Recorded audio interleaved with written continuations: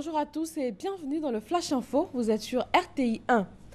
L'Arabie Saoudite frappée par 3 attentats suicides, dont un dans la ville sainte de Médine. Cette nouvelle série d'attentats a causé la mort d'au moins 4 agents de sécurité. Aucune revendication pour l'instant, mais le mode opératoire désigne le groupe État islamique. Les musulmans de Côte d'Ivoire sont à leur 30e jour de jeûne aujourd'hui. La fête de l'Aïd el-Fitr sera donc célébrée demain mercredi pour marquer la fin du mois de Ramadan 2016. Et pour marquer donc la fin de cette période sacrée en islam, tout musulman qui en a les moyens est tenu de faire un sacrifice appelé Zakat el-Fitr ou aumône de rupture du jeûne. La Zakat el-Fitr se donne aux démunis avant la grande prière de l'Aïd el-Fitr. Le sens de ce sacrifice avec Amadou Ouattara.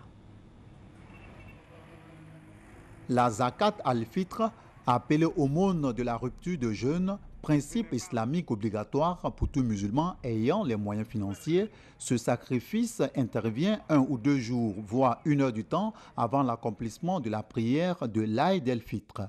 En dehors de son rôle de purification du jeûneur, de ses péchés commis pendant le mois de Ramadan, la Zakat al-Fitr contribue à l'épanouissement des plus démunis.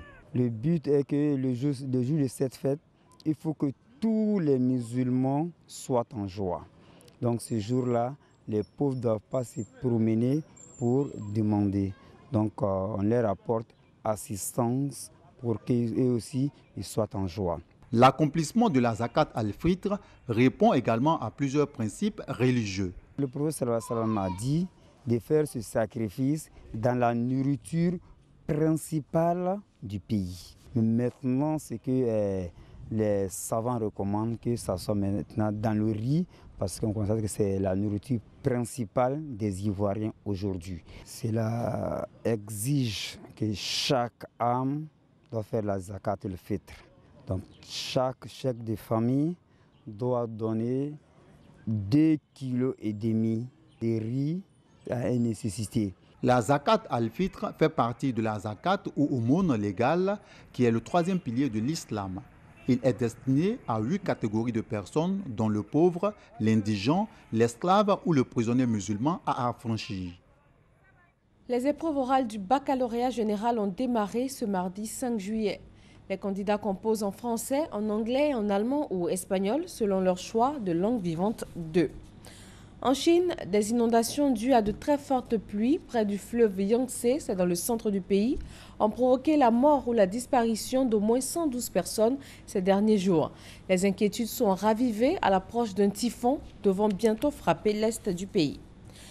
Il se dit fier d'être le premier ministre israélien à visiter le continent africain depuis plus de 20 ans. C'est par l'Ouganda que Benjamin Netanyahou a démarré sa tournée africaine. Il a appelé à ce que cet événement marque un changement spectaculaire dans les relations entre l'Afrique et Israël. Un des points majeurs de cette visite, la lutte contre le terrorisme. Le projet de loi travail en France revient aujourd'hui à l'Assemblée nationale en seconde lecture et théoriquement jusqu'à vendredi.